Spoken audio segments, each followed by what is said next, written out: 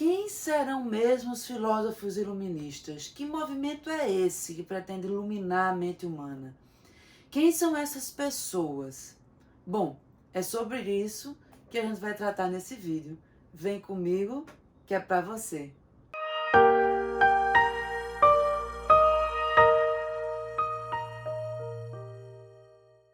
Gente, meu nome é Marina Claudine e hoje a gente vai falar um pouquinho mais sobre o iluminismo, né? Veja, o que seria o iluminismo? Um movimento cultural que surge na Europa, mas que não vai ficar restrito à Europa, vai se irradiar para muitos lugares, inclusive para a América, influenciando decisivamente na independência dos Estados Unidos, né? É um movimento que vai defender a luz, a razão, em contraposição ao antigo regime, que é considerado as trevas, né? É por meio da liberdade, da igualdade e da fraternidade que a gente vai propor as mudanças econômicas, sociais e políticas. O iluminismo é a ideologia da tomada de poder da burguesia. Lembrem-se que a gente já está estudando a burguesia tomando poder lá na Inglaterra. A Inglaterra passou por uma revolução inglesa que põe a burguesia no poder político, por uma revolução industrial que põe a burguesia no poder econômico. Enquanto isso acontece na Inglaterra, na França, nós temos a criação de uma filosofia burguesa que justifica a tomada do poder da burguesia, certo? Então, essa filosofia burguesa, ela tenta iluminar o mundo a partir do racionalismo. Racionalismo que não surge aqui, racionalismo surge lá atrás, no período do Renascimento, né? Que é o primeiro movimento aí pós-Idade Média, que vai tentar explicar o mundo através da razão e não das crenças dogmáticas. Então, o iluminismo é esse movimento que vai dar base teórica e ideológica para a ascensão da burguesia no poder, certo? E então, é um movimento que dá continuidade àquilo que já vem sendo feito lá de trás com o Renascimento. O Renascimento é o primeiro movimento cultural pós-Idade Média. É o primeiro movimento que vai se contrapor ao conhecimento dogmático, ao conhecimento por autoridade, e vai dizer que a ciência, que a razão precisa explicar o mundo. E o iluminismo dá continuidade, aprofunda, é o amadurecimento, talvez, do Renascimento, não é? Assim como a modernidade, que é exatamente o período onde acontece o movimento renascentista, é um momento de transição. É uma idade em que há poucas coisas estabelecidas. Tudo ali ou é resquício da Idade Média, ou é o que surge na Idade Contemporânea, né? Então veja, o objetivo do iluminismo é iluminar com a razão o pensamento humano. Por isso que o século XVIII é conhecido como o século das luzes. Eu vou iluminar o mundo com a razão, não é? Eu vou usar a razão agora para explicar a natureza e a sociedade. Através da razão, a burguesia vai justificar a sua tomada de poder. O iluminismo não é um movimento ateu, mas é um movimento deísta. Como assim? Há uma crença num ser divino superior, não é? Mas não há o clericalismo, ou seja, o movimento iluminista é um movimento anticlerical. Nós acreditamos em um Deus, nós somos deístas, e além disso, acredito num Deus que fez o homem à sua imagem e semelhança. Então o homem também seria uma partícula desse Deus. Então o homem é muito bom, tal qual a divindade. Através da razão, o homem podia alcançar um pouco da divindade, né? Através da razão, o homem podia entender e explicar a criação de Deus. Entende? Mas, apesar da minha crença em Deus, o movimento iluminista é anticlerical. O que é isso? Eu sou contrário aos privilégios do clero. Eu sou contrária ao domínio do clero sobre o Estado e sobre a educação. Eu digo que a educação tem muito mais a ver com ciência do que com religião. Eu digo que o Estado precisa ser laico, porque o princípio básico do iluminismo é a defesa da liberdade. As pessoas precisam ser livres para escolher a sua religião e a sua crença, não é? É preciso haver tolerância religiosa, mais uma vez exaltando a liberdade, certo? O iluminismo compreende a liberdade como um direito natural e inalienável. Veja, a compreensão de direito natural é um direito que surge, que é inato do homem, vem do seu nascimento. E todos nós temos, não é o Estado que lhe dá, não é o estamento que lhe dá, não é a sua família que lhe dá, não é a sua condição social, não é a igreja que lhe dá. É inato ao homem, é um direito natural. E como também é inato ao homem, ninguém pode retirar de você, não é? Então, porque eu tenho essa crença na liberdade como sendo direito natural, é óbvio que eu sou contrário à mudança, à servidão e à escravidão, né? Ainda havia resquícios de trabalho servil do feudalismo que vão ser combatidos. A escravidão vai começar a ser combatida nas colônias, não é? E veja, eu acredito na igualdade de todos perante a lei. A lei, que daqui a pouco a gente vai entender, vai expressar soberania popular, não é? Mas eu vou me opor, acreditando que todos são iguais perante a lei, eu vou me opor aos privilégios estamentais, às diferenças estamentais. Para o clero há uma regra, para a nobreza há uma regra e para o povo há uma regra. Há diferenças de punições dependendo do seu estamento, a diferença de impostos pagos dependendo do seu estamento. Isso é antigo, isto é velho. Isto é do antigo regime. Nós, que somos iluministas, nós trazemos o novo. O novo é a igualdade, não é? O novo é a meritocracia. Você não tem direitos ou deixa de ter direitos pelo estamento em que você nasceu. Você vai alcançar direitos, você vai se colocar na sociedade, no seu status social, a partir dos seus méritos. Agora é importante destacar que os iluministas acreditam em igualdade civil, dos direitos civis, que são direito à propriedade, direito de ir e vir, direito à vida, direito à liberdade, liberdade de expressão. Esses são os direitos civis. Isso não inclui os direitos sociais e os direitos políticos. Direito de se candidatar, de eleger, de votar, direito à saúde, à educação. Nós ainda não alcançamos a ideia de que é preciso ser igual também do ponto de vista político e social, não é? E aí, o iluminismo, ele é o novo. É o novo que se contrapõe a um velho. Que velho é esse, né? O velho é o mercantilismo, é a intervenção do Estado na economia, é o absolutismo monárquico, é o poder da igreja, são as verdades reveladas pela fé, são os dogmas, é a autoridade do padre sobre mim, a autoridade do rei, do monarca despótico, absolutista, são as diferenças estamentais. Isso é o velho. O novo é a liberdade econômica, é o Estado que não intervém na economia, é o antropocentrismo, é a ideia que o homem está no centro e que através da razão a gente vai avançar, a gente vai prosperar. Nesse período há um grande entusiasmo com a razão e com a ciência. Nós acreditamos que vamos alcançar a prosperidade, a evolução através da ciência e através da razão, não é? Eu tenho o predomínio da burguesia e dos ideais burgueses que vão sendo pautados a partir de agora, a partir do iluminismo, né? E aí nós temos, já falamos que o iluminismo é a continuidade do Renascimento, né? O Renascimento inicia o processo de transição feudo-capitalista. Inicia a Idade Moderna, o Iluminismo termina, né? O Iluminismo é a maturidade do Renascimento.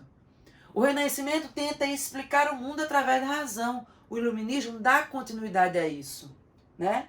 O Renascimento científico foi muito importante porque deu ao mundo muitos avanços técnicos, não é? Na medicina, nas ciências, e isso possibilitou que o homem acreditasse ainda mais na ciência, que o homem acreditasse ainda mais na razão, que o homem se encantasse ainda mais com as capacidades da própria natureza humana, da razão humana, não é? E aí, veja, nós vamos ter alguns filósofos que são precursores do movimento iluminista, que vão estar no século XVII. O primeiro desses filósofos é René Descartes. Descartes, ele é o precursor do racionalismo clássico. Ele é o primeiro a tratar e dizer que o conhecimento verdadeiro só é alcançado através da razão, né? Ele vai escrever o livro Discurso do Método. Ele vai criar um método da dúvida. Você precisa duvidar de absolutamente tudo que você acha conhecer. Só a partir da dúvida você consegue pensar sobre e alcançar a verdade, não é? Então, é dele a frase muito famosa que diz: penso, duvido, logo existo.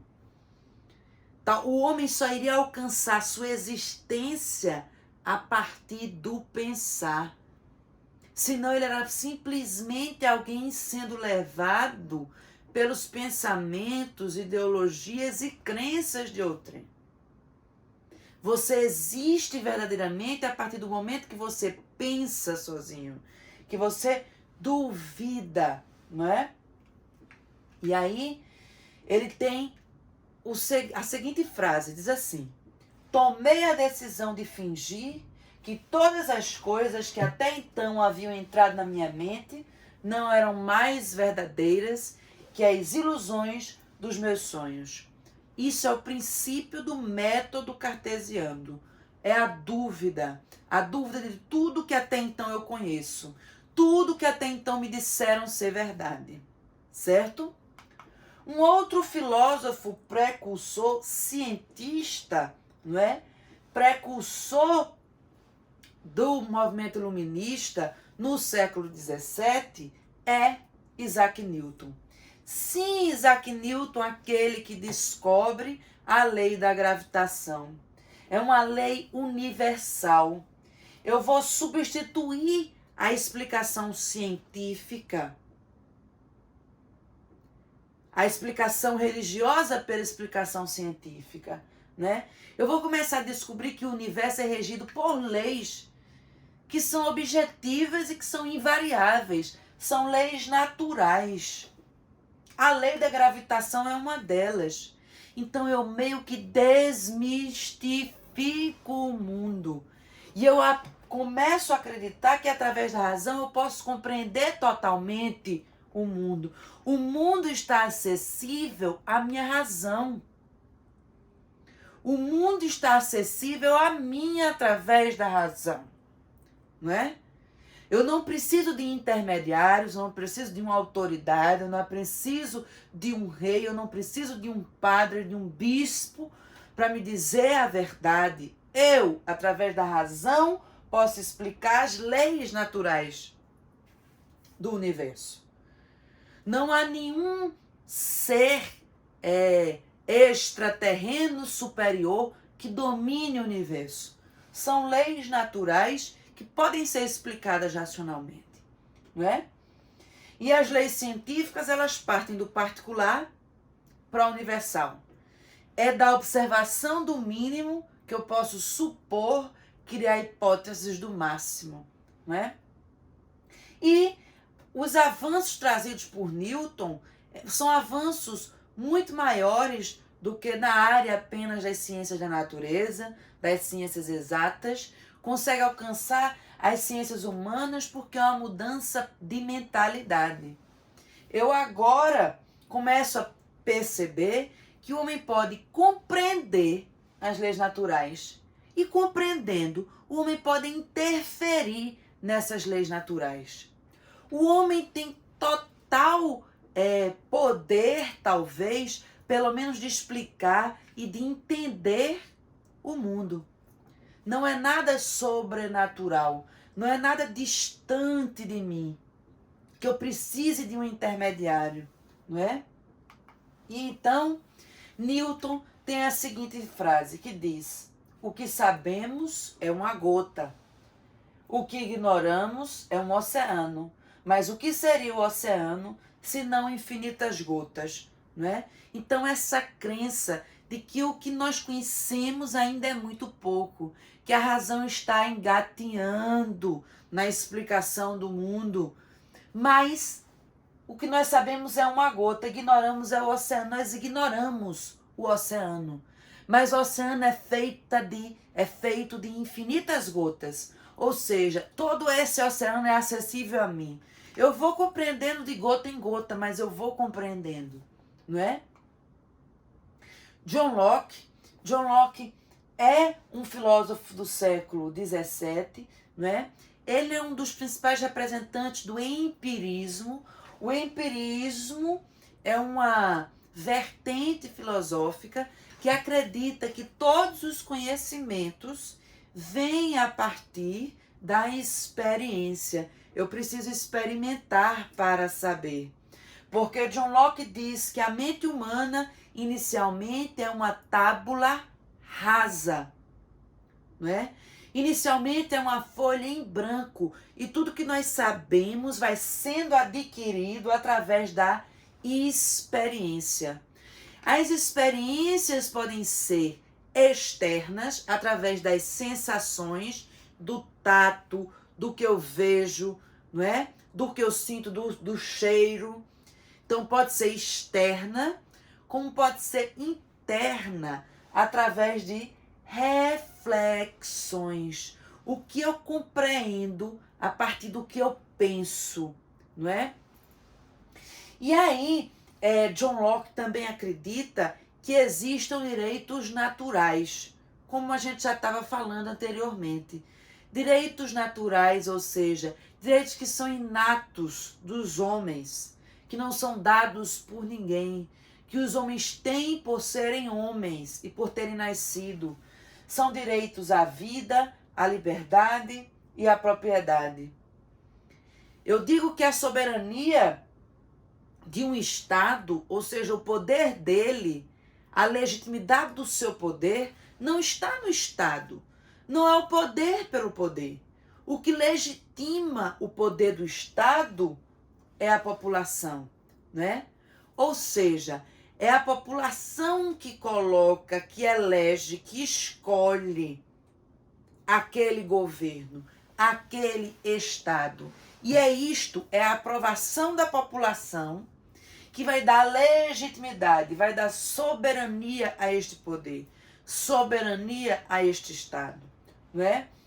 A soberania também só pode ser alcançada através de um contrato social, um contrato, um pacto social, em que os contratantes, ou seja, a população, né, compreendam as cláusulas e aceitem este contrato, né? Quando a população deixa de aceitar o contrato, não há soberania. E o governo e este Estado precisa ser destituído do poder, não é? John Locke vai ensaiar e vai ser o primeiro a falar em uma divisão de poderes, da necessidade de dividir o poder para evitar o autoritarismo, né? Poder executivo, poder legislativo e o poder judiciário, para que não haja concentração de poder. Ok? E aí John Locke fala o seguinte: a finalidade da lei não é abolir ou conter, mas preservar e ampliar a liberdade.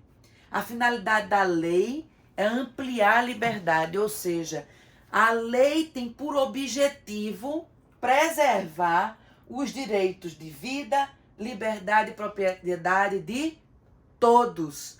A lei emanaria desse Estado que só tem soberania por causa da população, por causa do contrato social que a população aceita, certo? Em todas as situações de seres criados aptos à lei, onde não há lei, não há liberdade. Quando não tem uma lei protegendo o direito à liberdade, acaba não existindo liberdade. Entende? Então, Francis Bacon também é um filósofo do século XVII e, assim como John Locke, é um empirista. Acredita que tudo que nós conhecemos vem a partir da experiência, não é? E ele vai estabelecer um método investigativo um pouco mais apurado do que o de René Descartes. Ele é baseado no método cartesiano, tem alguns elementos do método cartesiano, mas é mais apurado. E diferente do cartesiano, que é totalmente racional, racionalista, o método de Bacon é empirista. Ele vai tentar provar e experimentar aquilo que eu estou pensando, né? Então, o método indutivo de investigação iria partir da observação. Eu observaria os fatos naturais em pequena escala. Eu tentaria sistematizar esses fatos, ou seja, dar uma ordem a eles. E eu vou estabelecer uma hipótese sobre esses fatos. Mas a partir do momento que eu estabeleço a hipótese, eu preciso experimentar, provar com um experimento que esta minha hipótese é verdadeira, não é? E além disso, além do método indutivo de investigação, Bacon ele vai estabelecer a teoria dos ídolos. Que são os ídolos? Quem são os ídolos? São falsas noções e hábitos mentais que nós estamos habituados a propagar, mas são hábitos que não são verdadeiros, que não são racionais, que não são provados pela experimentação. E eles podem ser os ídolos da tribo, ou seja, os ídolos que são próprios da natureza humana, os enganos próprios da natureza humana. O homem que, ao observar as coisas da natureza, acha que tudo é regido por uma lei muito simples e que não tem exceções. É esse pensamento humano que generaliza, é natural do homem, por isso que é o ídolo da tribo.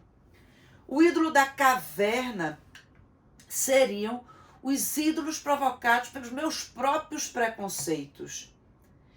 Os enganos, os conceitos enganosos provocados pelas minhas próprias experiências. E eu também acabo generalizando esta experiência, não é? Os ídolos do teatro são os ídolos formados, os conhecimentos enganosos, produzidos por pessoas, às vezes por filósofos antigos, mas que só são sustentados pela autoridade do filósofo, que se forem experimentados, são desmentidos. Então, é como se a ciência, que não é experimental, ela é como se fosse uma encenação teatral. Ela parece ser verdade, mas não é. Porque quando eu experimento, eu descubro que não é verdade, não é? E o ídolo do mercado é o ídolo produzido pelas comunicações falseadas e incongruentes, incompletas, certo? É o ídolo também, a gente pode substituir o termo mercado por comunicação. Então ele diz que existem muitos conhecimentos que não são racionais, parecem ser, mas são enganosos, não é? E aí, o primeiro filósofo do século XVIII que nós estudamos é Jean-Jacques Rousseau. Talvez Rousseau seja o filósofo mais popular do iluminismo, também aquele que foi absorvido pelas tendências mais radicais das revoluções que sucedem o iluminismo, né? Que se alimentam da ideologia iluminista, da filosofia iluminista, não é? Então, Jean-Jacques Rousseau se opõe a Hobbes quando ele diz que o homem nasce bom, é a sociedade que o corrompe, né? O homem nasce bom, é essencialmente bom, a teoria do bom selvagem. O homem é naturalmente inclinado para o bem, ele nasce mais ou menos como que alguém puro, inocente, não é? Mas que naturalmente inclinado para o bem, porque ele naturalmente tem um instinto de preservação da espécie, então naturalmente ele teria um instinto de não querer ver a sua espécie sofrer ou padecer, não é?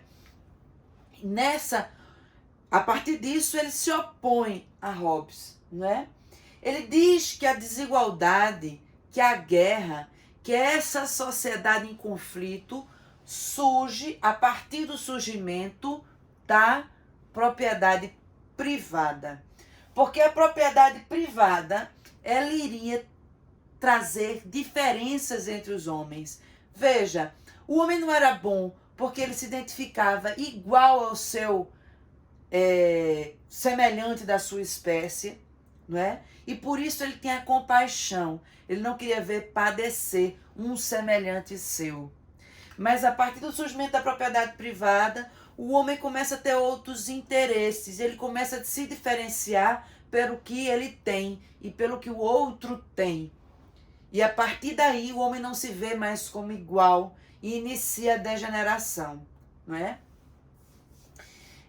Jean-Jacques Rousseau é conhecido como o pai da democracia porque ele tem ideais muito democráticos, quando ele vai dizer que a força, um Estado forte que se estabelece, se impõe pela coerção, pela força, pelas leis muito duras, pela coerção social, ele não é válido, ele não é soberano, ele não tem direitos. O Estado só tem direitos sobre nós, só é soberano através dos pactos sociais. Veja que essas ideias, elas vão convergindo, a gente já falou nisso antes, né? Ele acredita em um Estado representativo da soberania do povo. É o povo que dá soberania ao Estado. É o povo que, autorizando, através de um contrato, de um pacto social, dá soberania a um Estado. Um Estado que deve garantir o quê? Os direitos naturais, né? A igualdade, a liberdade, o direito à propriedade, o direito à vida, não é?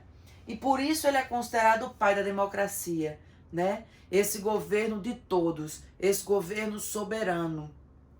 Soberano pelo povo, soberano porque o povo o autoriza assim. E aí, essa passagem de Rousseau vai justamente falar sobre o surgimento da propriedade privada e o surgimento dessa sociedade que nós conhecemos, meio degenerada, não é?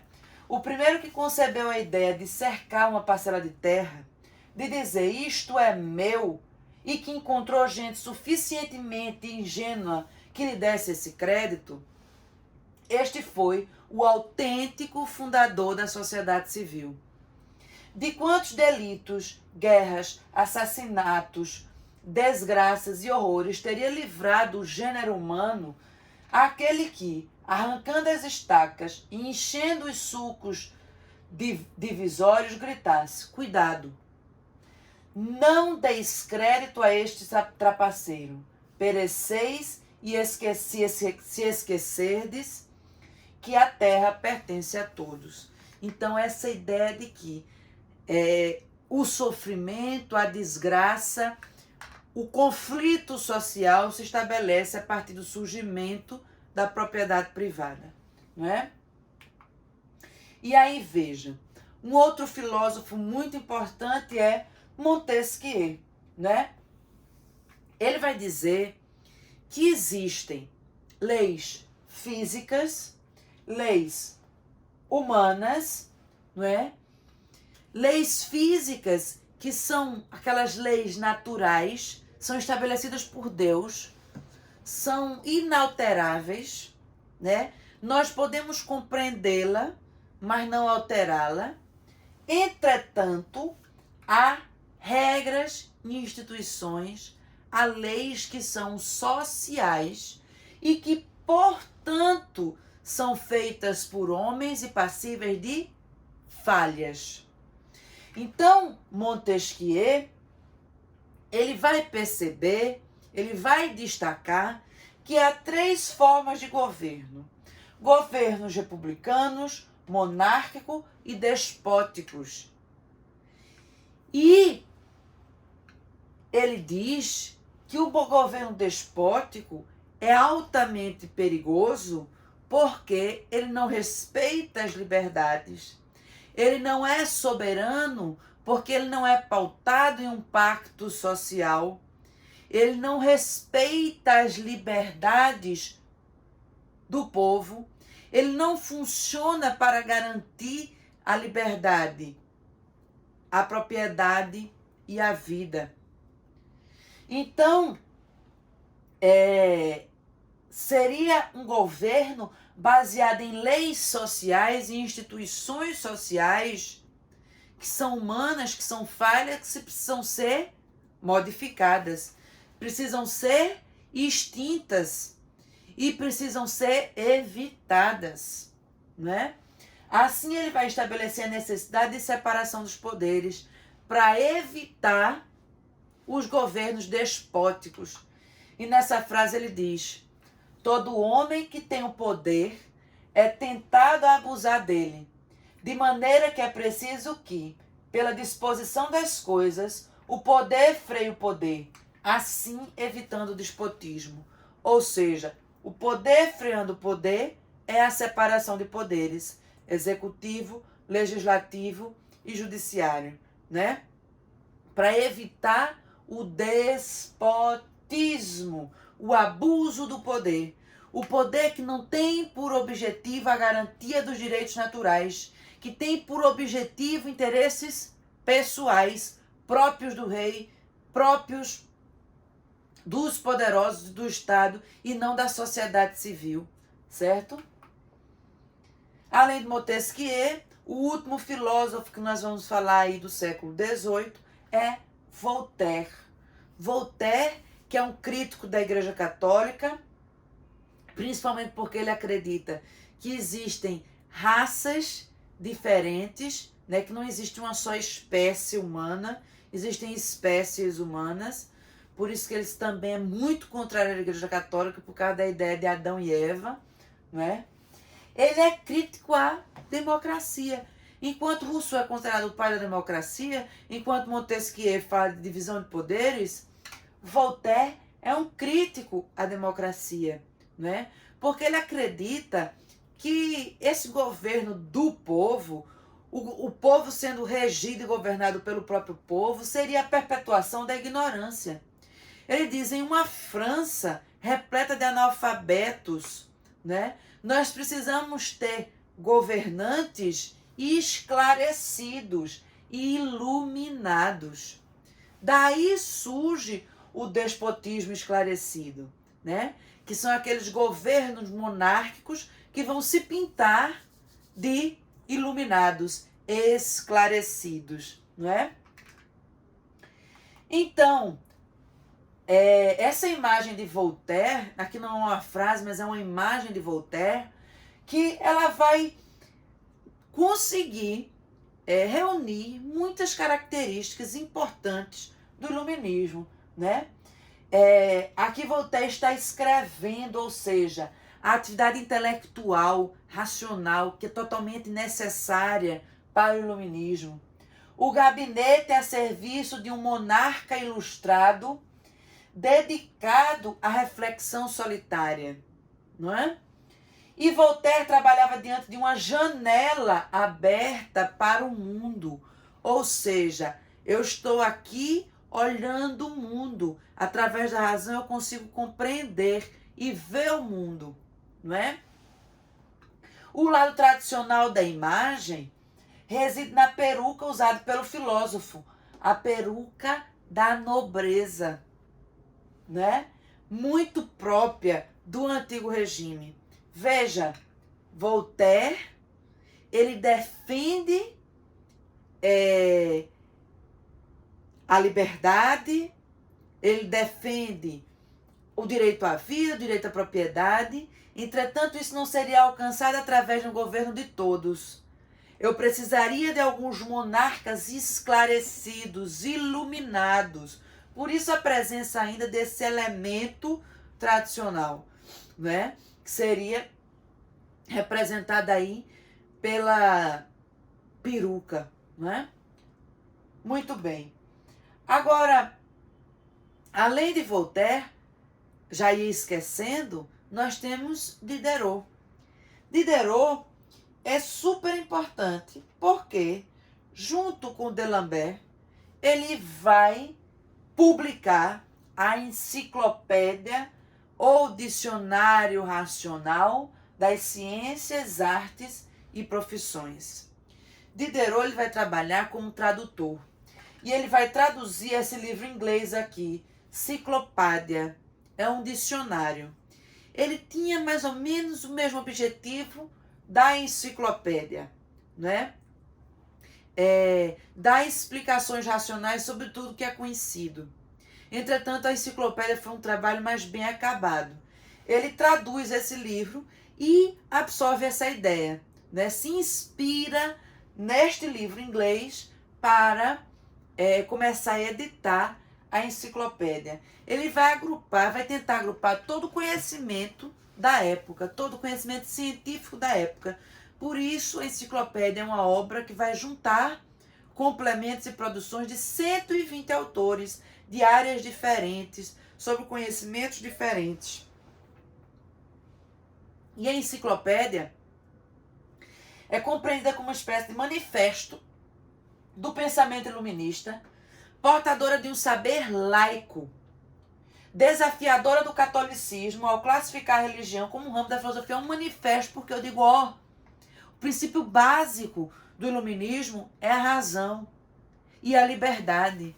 Com este livro, com conhecimentos pautados totalmente na razão e não em dogmas, não na autoridade do padre, nem na autoridade da igreja, nem na autoridade do Estado. Tudo que está aqui foi provado cientificamente, foi experimentado. Além disso, ele é essencial para ressaltar a liberdade, porque, olha, está acessível a todo mundo, teoricamente, a todo mundo. Está aqui, todo mundo tem razão, então todo mundo pode alcançar esse conhecimento. Por isso que é liberdade, por isto que é igualdade. Percebem? Então veja o quanto esta enciclopédia é fundamental, é expressa e é muito simbólica, é muito significativa, né, para o movimento iluminista. Veja, tudo isso que a gente está falando, dos ideais iluministas, da filosofia iluminista, nem tudo isso estava acessível à maioria das pessoas. Primeiro, porque esses ideais iluministas surgem em governos absolutistas. São ideais que se contrapõem ao absolutismo dentro de governos absolutistas. Portanto, esses livros, essas produções vão ser perseguidas, vão ser escondidas, queimadas, proibidas, como a própria enciclopédia foi proibida, não é?